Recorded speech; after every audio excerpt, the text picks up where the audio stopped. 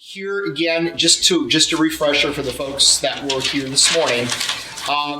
The way that we were talking about sharing our listings with our clients and customers was with when we pulled the listings up, we went to the print option and we either printed them, we created a PDF file, which then we opened up our own email program and browsed to that document and attached it as an ancillary document, or we emailed a link to the client that opened up in a PDF file, which if you remember, this was the link, and when they opened it up, it looked just like that.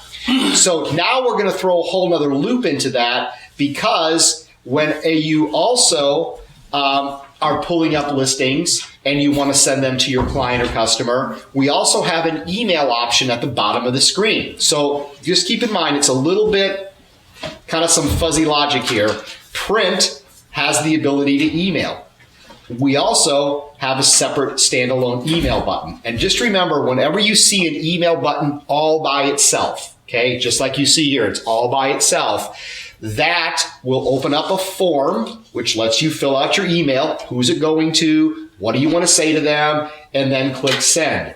The difference, if you use that standalone email program, is when they get the email from you, there's still going to be a link in it, but instead of going to a PDF document, it's going to be presented inside of the client portal.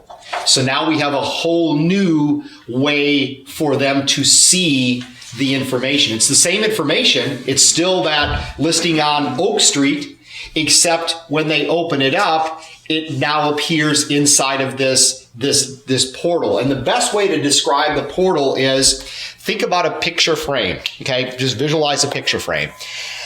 Think about this as being the picture frame and this being the picture inside of that frame. So what you're doing when you use that standalone email button is Matrix is creating a frame that gets sent to them, and the listing information is the picture inside of that frame. So it's visually a whole, it's not just that buyer or customer report they're getting, it's actually this page with that report in it. And this is, you can almost consider this a website, if you will, because the client that you send this to, and by the way, this gets done auto-magically. So the first time you send an email using that independent button to your client or customer, this frame gets created specifically for them.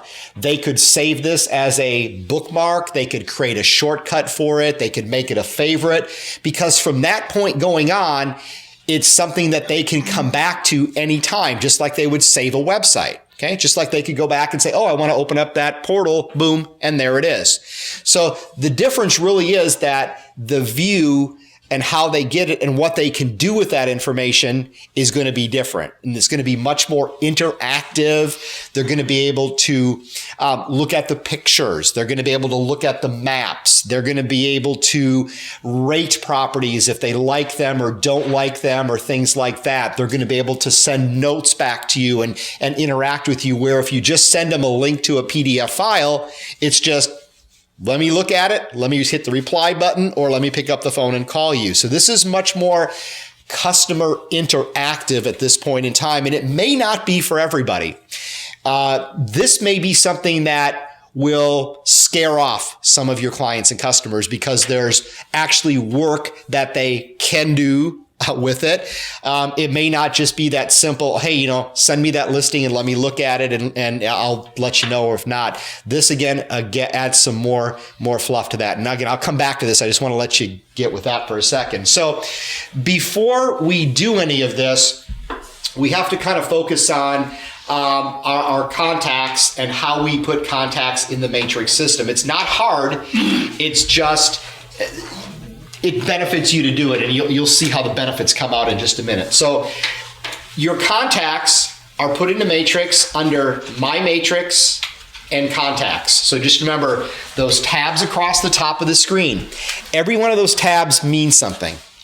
If you can't find what you're looking for in a tab, chances are it's under My Matrix. Okay, so if you're just lost and going, where are those contacts? Where are those searches? Where are those CMAs? Just go to My Matrix and look, and you'll probably find it right there. So when I go to My Matrix and Contacts, you'll see your contact management screen for the most part. Think about this as kind of opening up the book and looking at all of your contacts. Now I've got 5 of them in there. As you look down at the bottom of the page, you do have the ability to import contacts from another source. So maybe after this today, you're going to go, wow, that whole matrix contact thing is really, really cool. Why am I spending money on ACT or Constant Contact or whatever? Let me just do everything in here. Or maybe you have all your contacts in Outlook or Gmail and you go, you know what? I'm going to do it in here. You can import and you can export. You can also manually add contacts from here by just clicking the Add button, and you maybe got a glimpse of this earlier in the CMA section where I said this is where you can add a contact. When you click Add, there's only 3 fields to add a contact. One is the first name, the second name or last name, and then the email address of that person. Now, let's say there's multiple email addresses.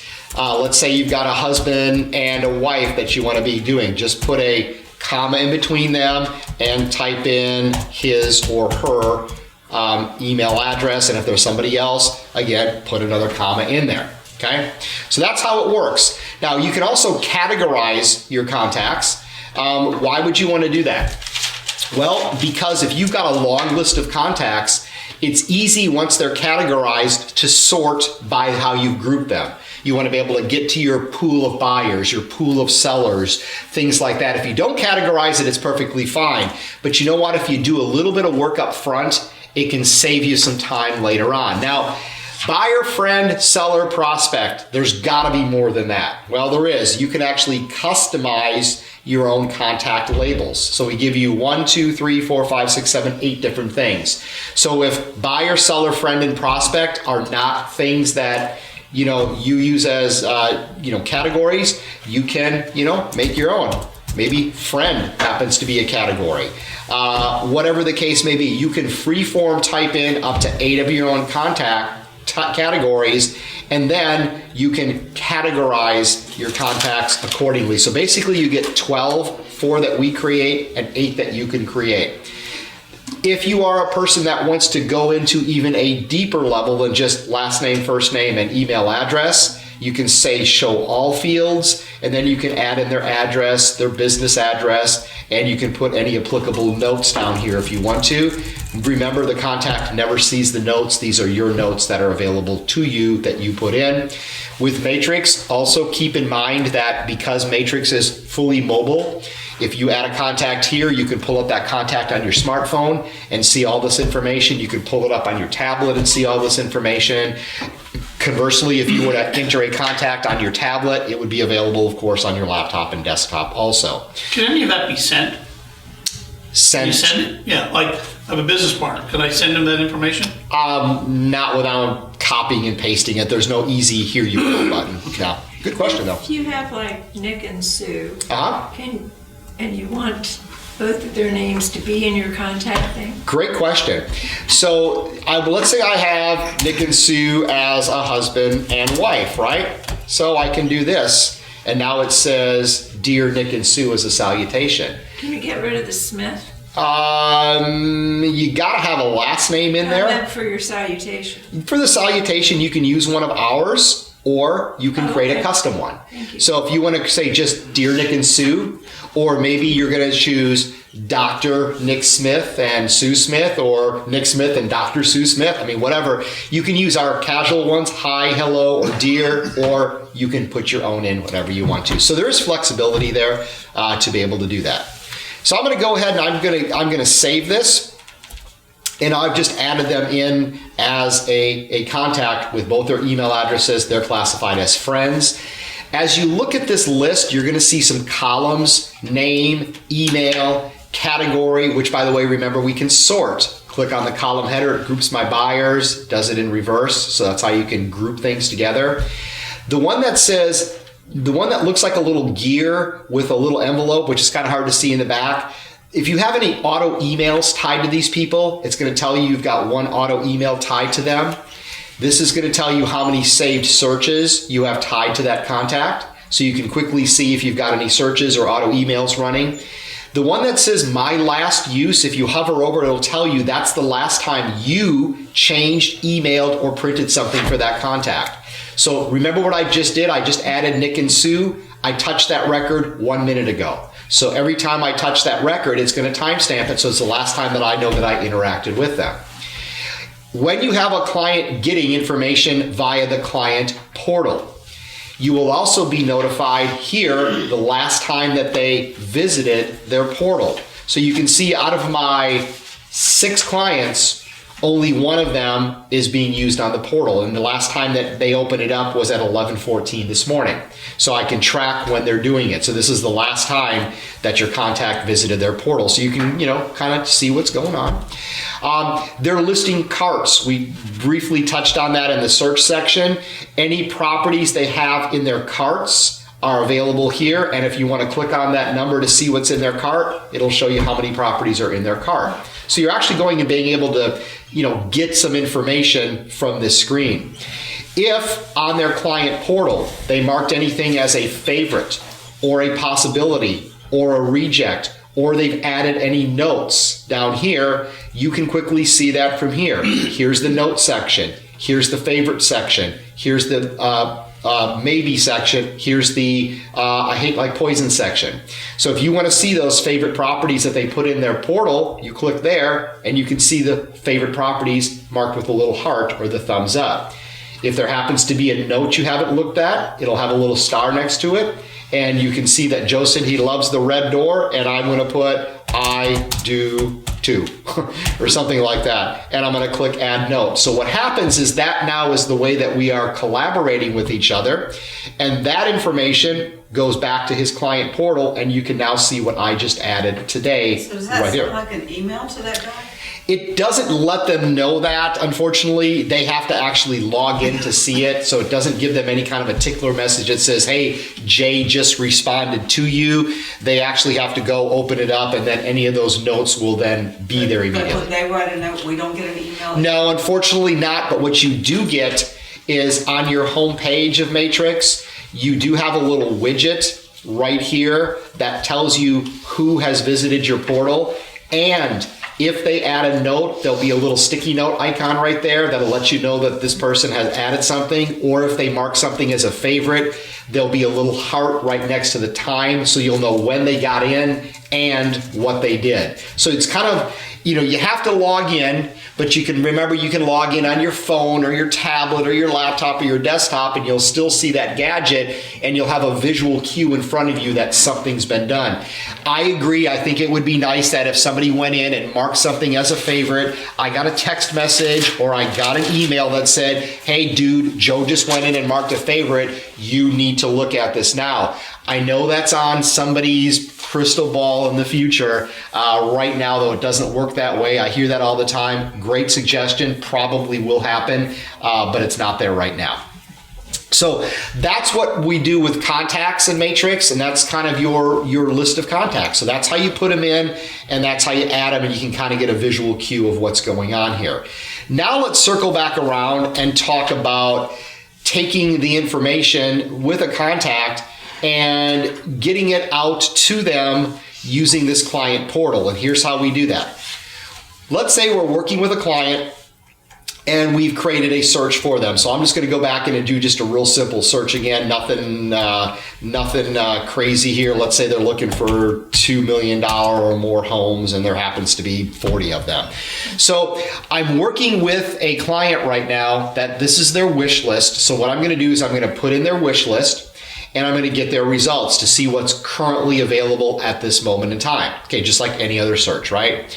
What I want to do now is I want to take this search using their criteria, also known as their wish list, and I want to save it so I can continue to use and recycle that search over and over again. Especially if their criteria was maybe a little, complex. They wanted this, but not this, and this, and this. And maybe I went in there and actually drew on the map a polygon of an area where they wanted. I don't want to be doing that every single day I run the search, right? I want to be able to do it once, save it, name it, come back to it, reuse and recycle it. And by the way, the criteria that you use for this search is always going to be down at the bottom of the screen. That doesn't help me because I want to make this easier. So I run the search, I go down to the bottom and I see a save option. And I have two options. One, I can save this search and just reuse and recycle it, or I can save it and I can automate the process. Okay, so let's talk about the easy one first. I want to save this search and use it over again. So I'm going to click save. I'm going to give that search a name so I can come back and reuse it and recycle it later. Just like when you save a Word document or you save a spreadsheet, you give it a name when you save it, right? You click on the little floppy disk and you give it some kind of a name. What are you going to call this? Well, you're probably going to call this something that you can remember tomorrow, right? A lot of people will maybe not do that, and they call it search 1, search 2, search 3, and the next day they have no clue what they're talking about. So you have to give it a name. The criteria you used is right here. And then, if you would like, you can just add that search or marry it to that contact so that search is tied to that person, right? That's easy. If you don't have a contact in there, remember you can create one right here.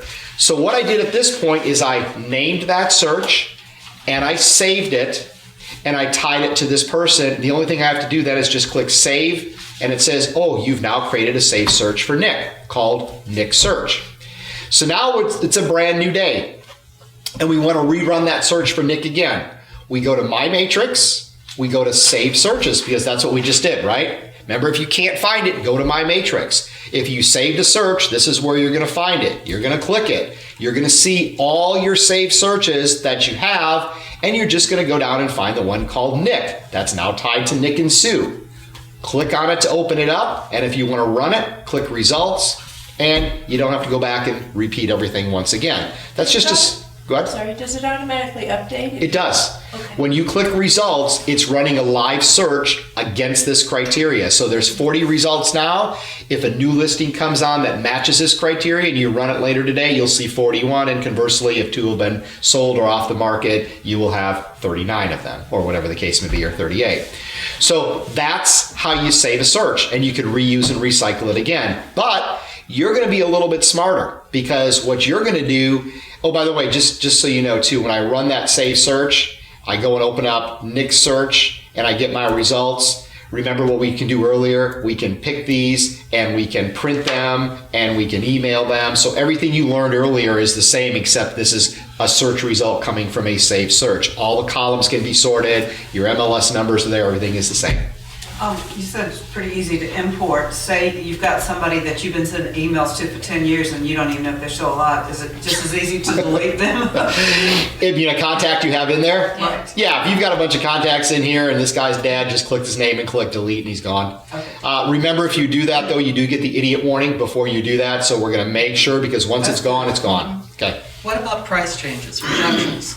Price changes, it'll show you that also, because as long as it's still in that search criteria. Here's the thing, you've got a search set up for Nick, it's $2 million or more. Let's say there's a property in the results that this one here is 3.9 million, that's $2 million or more. If that drops to 3.4 when you run the search, it's going to give you the same property because it's more than $2 million, but it's going to reflect the new price change. And you'll be able to see the price arrow, it'll show you the price went down also. That's pretty cool. So is the date since just if you wanted to run for the last week or 2 week or a month or something? Exactly, good call. So there's a date since right here too, you found that.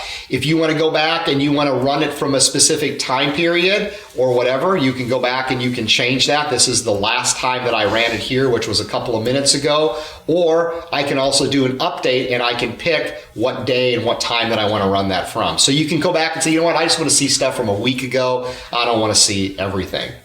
But you're going to work smarter and not harder here because, Nick is your client. He's got a pretty big bankroll to spend here, but you've got a lot of other clients and you want to make this whole process as a streamlined automated process. So what you're going to do is you're going to take that search and you're going to say, you know what, let me automate this process. Let me make my life easier. Let's work smarter and not harder. So what you can do is if you've already got the search saved, you just go right back to that saved search again, click on the name of that person, and your options here are really the first one is what you need to look at. Think what you're doing. I'm wanting to set up an auto email. Okay, you're wanting to set it up. So by process of elimination, you're not going to delete. You're not going to get a market update. You're not going to get results. You're not going to change the criteria. You're going to go right to settings. Think about it. It's the first thing you see. Click there and read the screen. It's kind of hard to see, but it's right there. Turn this save search into an auto email. So you've got the person's name, Nick and Sue. That's who you're working with. You've got the search that they've asked for you to do called Nick Search. You've got the two entities out there. You just now need to marry them together and flip the autopilot on. So you've got the two things already done. This is done. This is done. Turn it into an auto email. The first required field is already taken care of. It knows who it's going to send those emails to, Nick and Sue, and there's their two email addresses right there. Done. Do you want to copy yourself of these emails? Yes or no? Check it or not. That's up to you. You get a blind carbon copy so they never see it. Okay? The subject line. This is what they're going to see in their email whenever a new or updated property comes to them. So what they're going to do is they're going to see their email and they're going to have to see something. So, hey, new listings, right? You probably want to have something in there other than new listings. You probably want to have a better subject line in there unless you think you can work with that. So you got to catch something like, Nick and Sue, please check these out. And if you make a mistake spelling, it's going to tell you, and there is a spell check in there. So maybe you want to make something that's a little more outgoing, like I did here.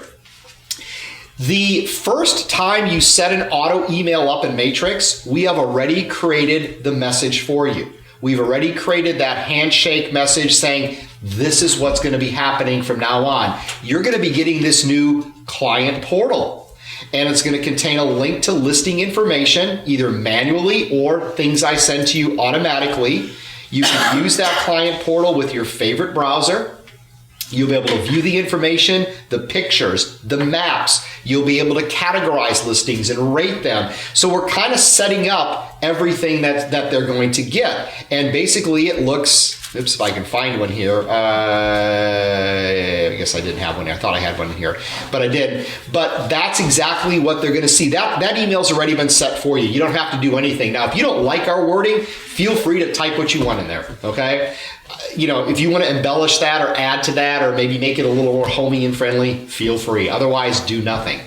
For the emails that are going to be sent for price changes, that is a reoccurring email. We've already got text in it that says, hey, one or more new or updated property match your criteria. So what does that look like? Looks like that right there. One or more new or updated listings match your criteria. If you're happy with that text, do nothing. If you want to add some more to that, like one or more new or updated listings match your criteria, please buy one soon or something, whatever you want to do. Help me, the dog has already left. So, you can change that text accordingly based on the way that you normally converse with your business.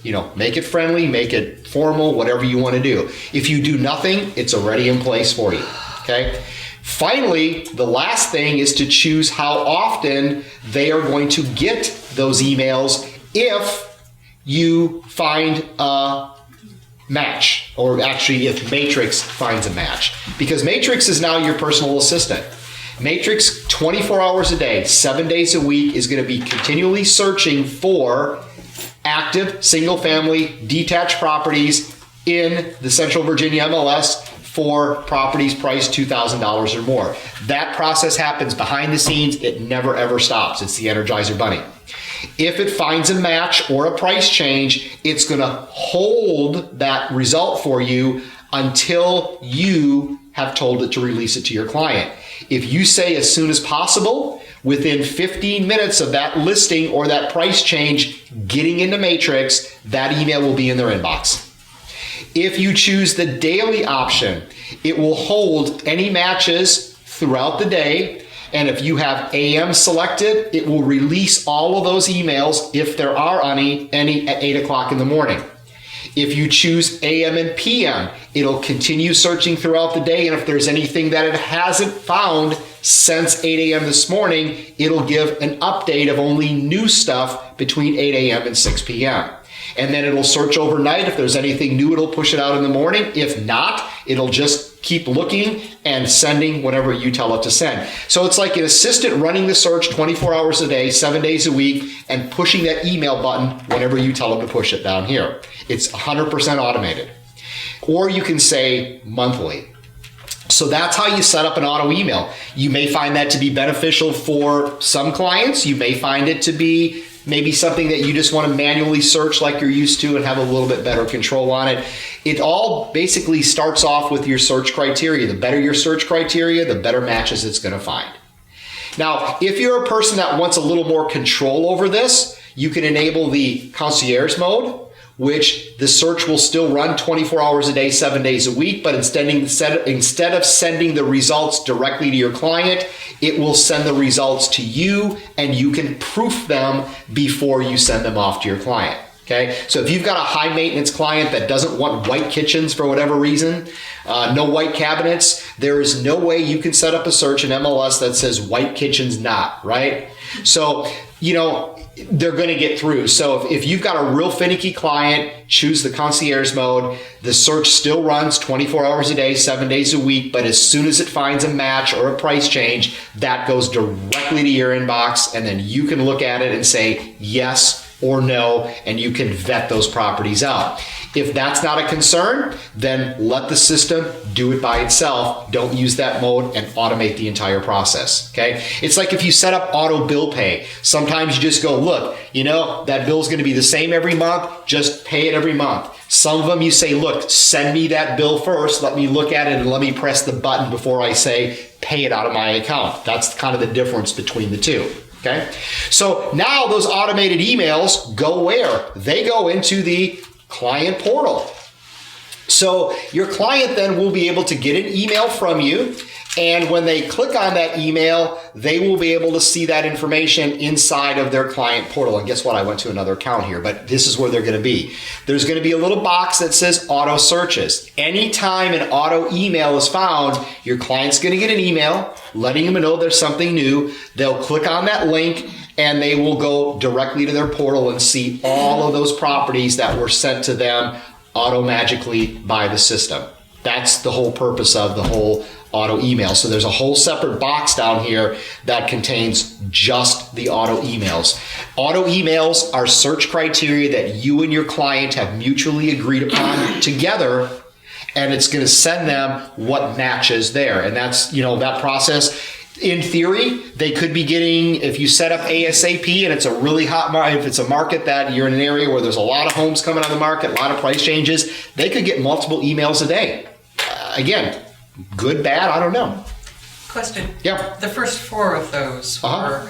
were outlined in yellow. Why was that? They are outlined in yellow because they are probably the newer ones that have not been seen yet. I'm not sure. I flew over to Pennsylvania for some reason here. I'm not sure why, but there's most likely is because they're brand new listings that came up. So they get all of them? They get all of them. Every single time they get all. They do, but they're going to be categorized by the date right here and what was changed over here. So they can see old to new in this respect. And they can, I believe, if I'm not mistaken, they can, let me just think, they can sort those by price, air, or updated, whichever was first. It's just going to continually just to keep aggregating that information. But with that being said, once they do that, they will have the ability to take listings that you send them, and I've got to go here to do that. This is not listings that you send them. They will be able to then look at those listings. Okay, they'll be able to review them in detail. These are all customer displays. Okay, so they can't see anything they shouldn't be seeing. They will be able to click on the pictures and see all the pictures, which they can't do if you just send them a PDF file, right? Unless you add that additional gallery in there. They can also go directly to the map and see where the property is located on a map, okay? That they can't do unless you add a static map when you send a PDF file, which means they can switch to the road views and Google Street Views if applicable. Your client also can use the ability to see the virtual tours. And there's also a new program called Down Payment Resource that's out there that helps your client potentially find out if there's any down payment money available for this particular property. So these are all the client side views. Now, as they look at this, there's a couple of choices. If they just want to, send you an email that says, hey, Jay, I like this property, let's talk, they can check it and they can go down to email and it will email you this particular property and they can say, Jay, I like this property, whatever happens next, happen next. So basically what happened is you sent them the listings in a different initial look and feel in the portal, but when they look at it, they're responding back to you in the old-fashioned email way, hey, I like it, let's go. Or if a little more proactive, they also have the ability to sit there and go, you know what, I like this one, I'm gonna make it a favorite. This one is a possibility. This one I hate like poison. And by the way, I don't like this one because it is no good, or whatever they want to put there. But it's going to continue to send them that? No, that listing will be categorized in their reject bucket. So they've actually gone in and categorized. So I don't want that anymore. I don't like that. But when we send them a new one, it's going to be on that same list? If you send them a new one, okay, so you're sending... The system automatically sends them a new one. Correct. It's going to... New one being what? A new matching property? Yeah, new match. Yeah, it's going to be a new match because it's valid. It's what they're looking for. But not the whole bundle again. Because The whole bundle is that what happens is, it's a good point. The list is always going to remain the same. So you can see there's the one that I just rejected there. So that list is kind of a moving target. If a property goes off the market, it disappears from that list. If a property has a price change, it gets tagged as a price increase or a price decrease. If a property goes off the market, it goes off the list. If it comes back on, it's tagged.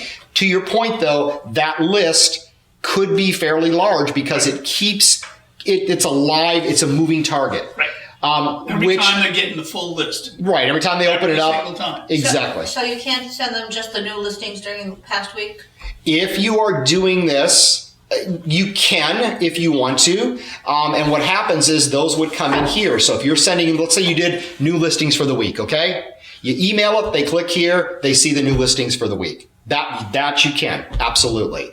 I'm talking about kind of the automated process where everything just keeps building and building and building. Right, I think to Jerry's point, Yep. if we wanted to automatically just send them the new listings, there's nothing that allows us to do that. There is. Here's what you would do. You would maybe run a hot sheet, okay, as an example.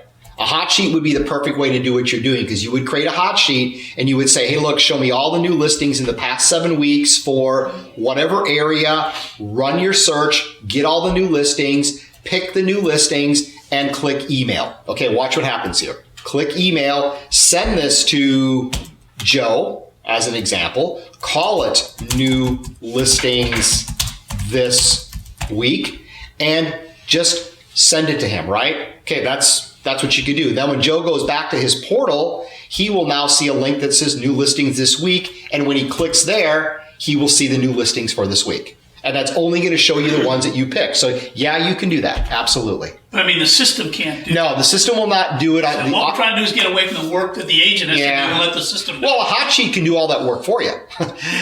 In theory, but as far as you pushing this to them, you're going to have to push that. But an automated email is only going to keep incrementally sending new listings, but it's going to, to your point, that list is going to continue to build. And that list is even going to contain things that they say, I don't even want to have anything to do with that. They'll have flagged that. It's going to, you're going to see the little bucket right here that says that. I understand. I personally would like to be able to delete things in there. Unfortunately, it doesn't work that way, and I hear that all the time. I would like to be able to say, you know what, this I don't like, let me delete it. Now I could mark it as viewed, but that really doesn't do anything for me. It doesn't make it go away. And I fully get that. I hear you. I wish I could take things that I don't Put an want. action item. I have already, and it goes nowhere. Try again. I'll try again. I'll say I just heard this from Williamsburg now, so I can do all that. But the email that you're getting, or the email that they're getting, Mm-hmm. only shows the new listings that just came up. It's not showing the full list. I'm showing everything. So when they're getting that first initial email, it just says, here are the new listings. It's going to show everything initially that matches their criteria, and then any new updates, it's just going to flag the new ones. Right. Okay. But the list it's going to say new. So, I mean, they can sort this too, by the way. So they can sort this and get the ones that they want to bullet up to the top. So once they open this up, once again, they can click on the property, they can view it, they can email it, or they can say, I like it, I don't like it, or I hate it like poison. As they do that, all those notes are going to appear right here, and all those rated properties are going to go into these little buckets. So this is their little categories here. I like it, so they can store them here, okay? So they can go through and categorize this as they need to. Now, the other thing... Are they getting that paid ad too? The paid ad is part of Richmond. They're getting that ad. And it's going to be nothing, from what I understand, it's not going to be any advertising for any real estate professional or anything other that would They be... don't wait to have there would not be to- there would not be a conflict of interest of anybody. I think Yeah. you're going to do it on ours too. They're going to, and they're trying to sell local stuff for you guys, from what I understand. This is the only account out of every account that I work with that has done this particular advertisement model right here. And again, it came out of Richmond. That's all I can tell you. So the search criteria are either by map or by quote area or by subdivision or something you've put in there. Sure. So you can't, how can you, for example, you maybe do a map area, Uh-huh. maybe there are places in the map area that have properties that are, reasonable comparisons to what you have there, but there's other stuff in there that's completely off the wall. Uh-huh. How do you? Just filter it down. I mean, if you do a map search here in a particular area, I mean, you're going to search for 5 bedrooms. If you're going to do something like that, you probably don't want to do the automated email, because there may be a great 5-bedroom house and there may be a dog 5-bedroom house, right? So that's where, remember when I started setting this up, I said there's another option that you can do. You can do that Concierge Mode, which will take this and send all the properties to you first, so you can throw those dogs out, okay? And by the way, if you do that, you get a little alert across the top here that says, these are waiting for you. You click there, and you have got 26 of them unsent, because you need to preview them and say, hey, that's a good one. That's a good one. Let me send those. This one is a dog. This one is a dog. Let me reject those. So that may be a better option, is to, have a little more control into it if you need to, or again, you can automate the process. Let me finish up before I run out of time here. Here's the other thing. All the direct emails and reports you ever send them get stored here. So every time that you send an email to them, they're going to get an email in their inbox. They're going to open it. They're going to see the information. But after that, they can go back here anytime they want and say, oh yeah, Jay sent me some stats back on January 3rd. I'm not going to my Gmail account. I'm going right here to see it. So this then tracks all of those emails that you've ever sent, reports, CMAs, whatever you put in there. If there's more than 20, there's a little ellipsis that says more, and then you can go to the next 20 and the next 20 and the next 20, so it doesn't get too overburdened. But here's where the portal has some big benefit. You now have a search capability for your client on your portal. So today they go to Zillow, Trulia, Realtor.com, Redfin, whatever, right? Now you can create that option, which is actually, it's already there. Now your client can go to their portal, they can go out and they can go start a search on their own, just like they're doing on Zillow, Trulia, Realtor.com, and probably 1,000 other sites right now. So they have the ability to go in here and choose where they want to look. Maybe they want to choose a price range. You're looking $500,000 to $600,000, and they will be able to go out and do a search and find any properties that match what they're looking for. Notice that we do not give them all the search fields you have, right? This is just a basic amount of information they can work with.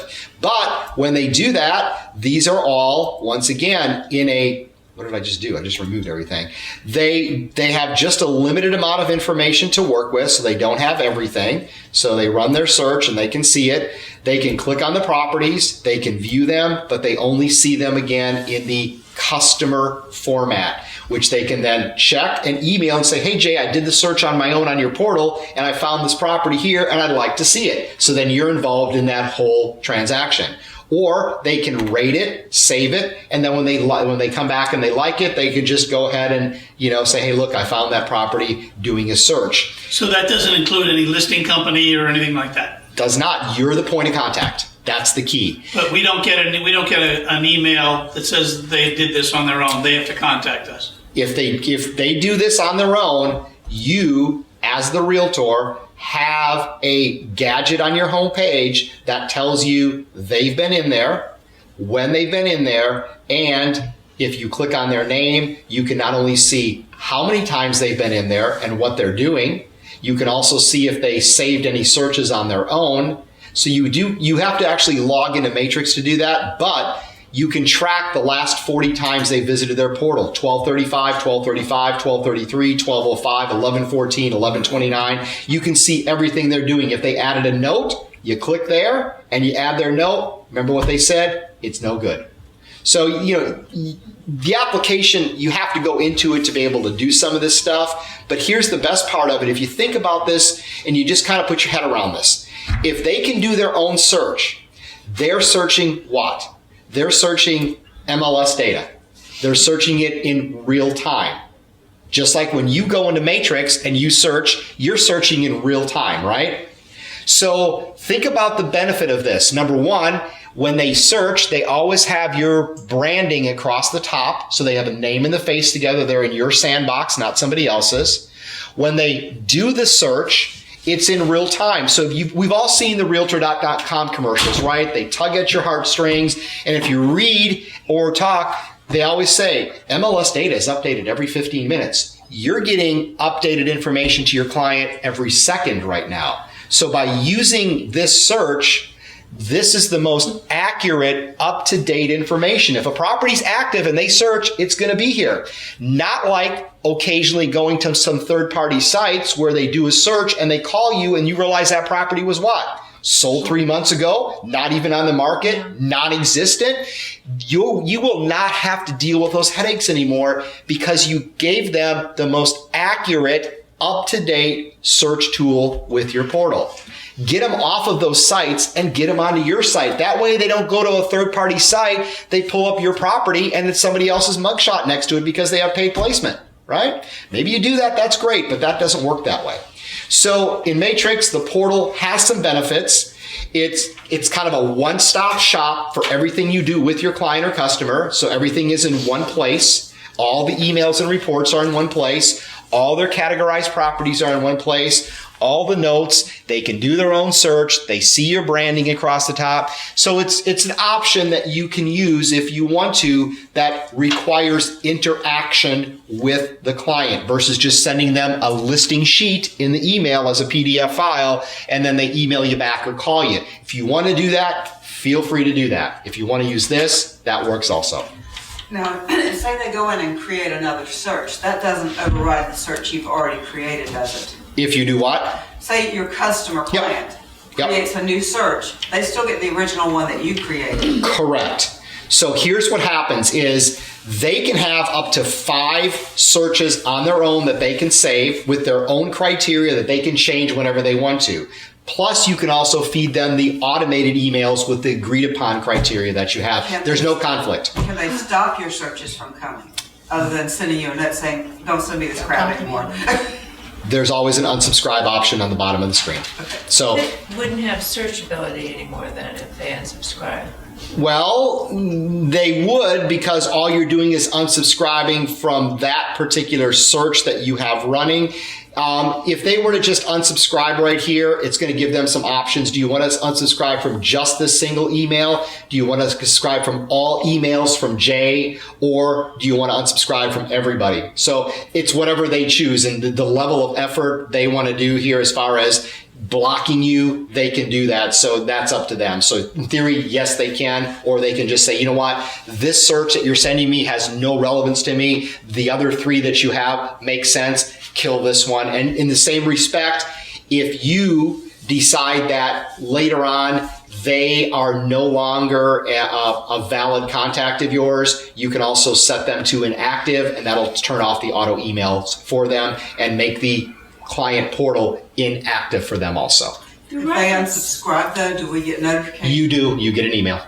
Yep. Is the reference number on the last column the MLS number? The reference number in the last column is for reverse prospecting, where I'm not sure if you have that here today or not. Reverse prospecting, instead of doing what we're doing, we're taking a client looking for a listing. Reverse prospecting is taking your listings in your inventory and looking for buyer's agents that have prospects with search criteria that match the attributes of your listing. So it's a reverse search, and that's done under listing under ad edit. So you can come in here and you can say, I want this person to be available to be able to be searched for as a potential buyer of my listing, or you can say, I don't want them to be available. So there's just a couple of different things there. There's actually under the help screen, I think we actually have a reverse prospecting document. It says, how do I do that? It tells you how to do that and how to retrieve your prospects right here. So if you want to know more about that, you can read that. It's one of these things that, you know, either you like it or you don't. It's about 50-50 across the country. In my world, if there's another way that I might be able to tie a listing to a potential prospect, I'm going to take my chances and do it. What happens is, though, if you're doing prospecting properly, you'll find the listing for that buyer. This way, though, if you've got a listing that's just maybe not getting any traction or not getting an activity, you may want to go and throw it out there in the pond and see if there's any buyers out there to look for it. So read that and see what you'll find. The last thing I want to talk about, and this is it, I know I'm over time already, the way that you set up this whole client portal, we have a video on that. I ran out of time here, but under Matrix and settings, My Matrix settings, when you go there, you can go to your header and footer, and you can either A, do no header and footer at all, and it will just be a black bar across the top. If you do nothing, it'll still work. It just won't look very pretty. You can select one of our standard headers and footers if you want to, and then it will look something like this. Or you also have the option of uploading your own custom header or footer, and that's something that you would have to create on your own, and you could make it in whatever shape or form you want. So if you want to, you can, if you have the image, it's an image file. It's just a JPEG file. You just go in and you go, okay, where is it? Let me browse for it. Let me see if I can find it. And again, the hardest part is obviously trying to find it wherever you put it. And once you find it, you will be able to go in there and just upload it from there. So I think I lost mine already. But, you know, here's an example of what it could look like. Here's another one of our accounts. There is a custom header or portal right there that I did. Okay, you know how to do that. That's great. If you have somebody in your office that's good with Photoshop, that's great. If you have a son or a niece, a nephew, or grandchild who's about middle school age, $10, I'll bet you'll get that done tonight. So it's just really easy to do. But we have the version I go back to this, we have a complete video under Help, which talks about the client portal, and that will help you understand it a little bit better. Also, if you go to the links and you go to the resource training guides that Richmond has put out, they actually have a lot of stuff here. How to brand your client portal, how to create a client portal, how to add those headers and footers. These are real simple little 2-page documents on how to do that. Go through that, do that, put that together. Shouldn't take you very long to do it, especially if you're going to use one of ours. It's probably 3 or 4 clicks and save and you're done. And that could help you get a little bit of a jump on it right here. Just anything that says header, footer, or client portal, or branding the client portal, anything with the word client portal on it should be what you need to be able to move forward from there. So guess another option for you. Yesterday people were saying, well, that's great, but it's going to confuse my clients even more. And if that's the case, don't use it. If it's something that you want to try with some more maybe tech savvy, computer literate folks that like to do something like that, that might work. But again, you're not forced to use it if you don't want to. You have to know if you can link from the header. You put it in there customized. If you go into Photoshop and you embed a link into there, yes, you can. Cool. Yeah, it's just how creative you are with graphics. So in theory, absolutely. In fact, this right here is a link right here to my email. So it is linkable right here. So if I click there, it's going to try to open up my email program, which it's doing right now, and there it is right there. So yeah, there is a link embedded into there. Absolutely. So have fun with that. So watch the videos, watch the tutorials, go to the RARealtors.com website, go to the CVR MLS link, and you'll see they've got a whole bunch of stuff here that they've put out, tutorials and videos that may help you, kind of fill in some of the gaps, especially with the client portal. So that's it, guys. We're again 4 minutes, 5 minutes, 9 minutes past, and maybe I need to make this class a little longer. So maybe tomorrow we'll extend this one to an hour. So just so y'all know, the next upcoming class is the Real List class. That'll be at 1:15 to 2 o'clock. And then for most of you, the input class has no relevance at all because somebody else does that for you. So probably won't gain any traction there. Hopefully your admins will come, or if you do that, you probably want to come and see that one. So the real list, that's like the RP.